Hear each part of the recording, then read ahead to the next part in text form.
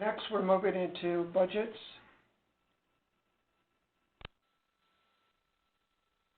And just a typical way of trying to get a handle, this is used by about 75 budget managers around campus. And it just gives better insight and control about their budget and the activity that's going on.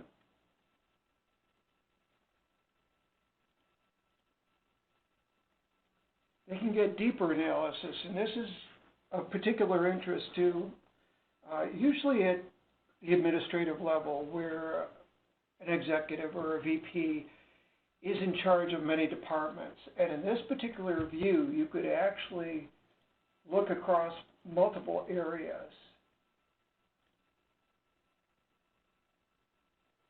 And the reason they might do this is that they want to drill down and see where they can exchange money. In other words, they might have a particular department that has a need, and then there's, a surplus in another area. Well, this would allow them to do this, or in this case, they could do an analysis over a period of years. And what we're looking at here is the equipment category. They can also go in and do a OLAP on this. And again, this would allow them to slice and dice many different ways. Next, moving into the assessment area. Now, we just completed our 10-year Middle States Accreditation Review. It was in April. And we actually received a commendation in the area of assessments. Usually, in a small institution, the peer reviewers are of a school that's typical in size. Our peer review for the assessment area actually came from Bucknell, so certainly not a match for Hilbert in any way. But he was very impressed with the technology. There were no issues at all with the technology. They did have 2 suggestions and 1 recommendation, and they were all around tying budget back to the assessment process, and also as I get into the course assessments, that they wanted broader and wider use, specifically in the adjunct courses. So let me start with institutional effectiveness. And we're going to start under plan management. And I'll go into departmental. Now, what you may have not noticed as I went through this section, actually, if I do it again, this is highlighted to try to bring the focus into what the individual needs to do. It's all meant to be very intuitive. So, again, you start with box 1, box 2, and then box 3, and then this highlights, this grays out, and what we have are the entries within the period. So if I were to go into any one of these entries, this just lit up because I selected it, and now if I click, I can actually look at what was collected in this particular area. You have the overall mission of the department, but then you have the goal, the outcome, the measures, and the target. And by the way, I hope as viewers you're looking at it in 1080 because the screen is really developed in 1080. But at the end of the period, you click on this box, and you're able to go in and fill in all the information pertaining to this. What are the end results? So in addition to this, you can also collect artifacts, and whether it's live documents or even links. And for an example, I'm going to enter a clicker survey. And when I save this entry, it now ends up in this selection, and now the end user, in fact, I'm going to show it to you in a different fashion. I'm going to go into the reporting. I'm going to go back to the department.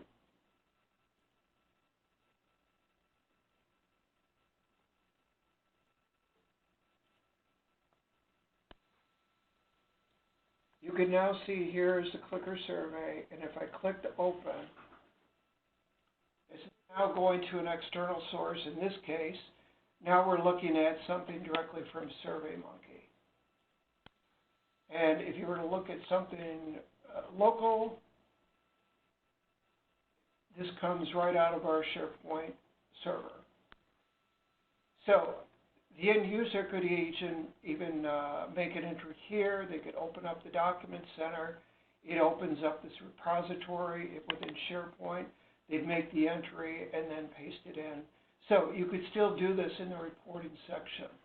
But as an example of reporting, if you wanted a printed report, you can select either grid style or you could choose list style.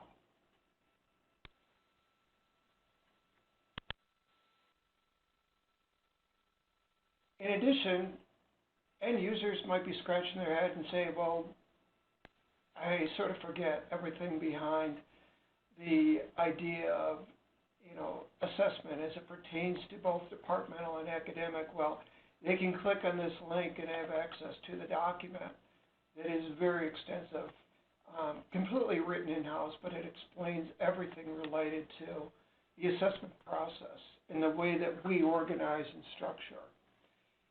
The user can also get into reporting. Now, this has more interest at the administrative levels.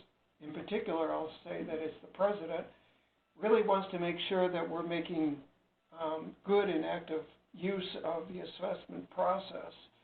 So they're able to go in and look at the information, and in particular, click on the missing information and see, is there any content that is missing?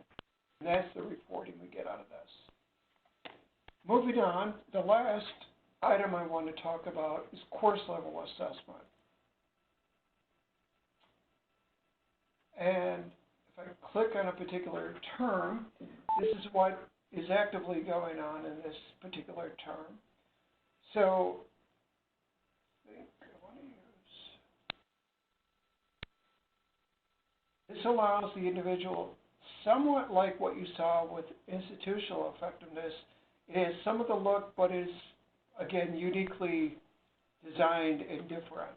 And by the way, all this information comes right out of Power Campus, and I'll show how that's captured in a moment. But at any point, the individual could produce a report on this particular assessment, but they can also capture information similar, again, to what we saw, but also uniquely different. So going back to the main screen, you might be interested in how we build. And it used to be a manual process. It started actually back in 2010, and it was something built off of InfoPath and SharePoint until we've moved it over to this product. But this is actually coming directly out of our Power Campus, the scheduling product. But I could do it one of two ways. I could either drill down or select by instructor, or I could do it out of the list. And in this case, I could actually select, and I can populate in this fashion. But I wanted to highlight that in this case, we have two of the same course, and the instructor has the decision at this point to say, I want to evaluate this course that, in a sense, is offered in two sections, either individually or in a combined fashion. Now, in the case where you might want to do it individually, one might be an online and the other might be a traditional lecture. So in that case, they would do the apply all. If they want to do it individually, in that case, they could combine it and say, I want to treat the two courses as one, and I'll do the evaluation in that respect. Now, into the reporting section, this is a particular highlight of Hilbert, and it's our liberal learning outcomes. And as you see by the legend on the right, that we have 6, and they're key areas. And we look at the way that this is actually applied in the courses in the curriculum. So it has great value, and I can tell you that it was a big part of the assessment process. But this allows us, again, being that it's an OLAP, to slice and dice and look at it in many different ways. So we can look at it by semester, we can break it down by department, we can go down to the particular course and the instructor and so on.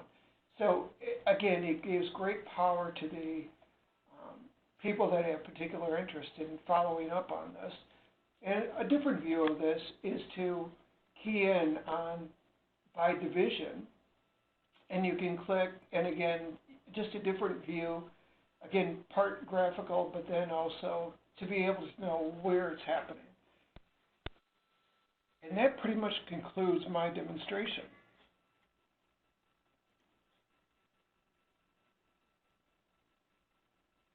Thank you so much. So we can, does anybody else have anything to add, or can we now open this for questions? On my end, Carol, we can open it for questions. This is Brian. Thanks, Brian. So people on the line, you've seen a very nice demo of Power Campus with Argos and the business analytics. Do we have any questions that we can ask of either Michael or Brian?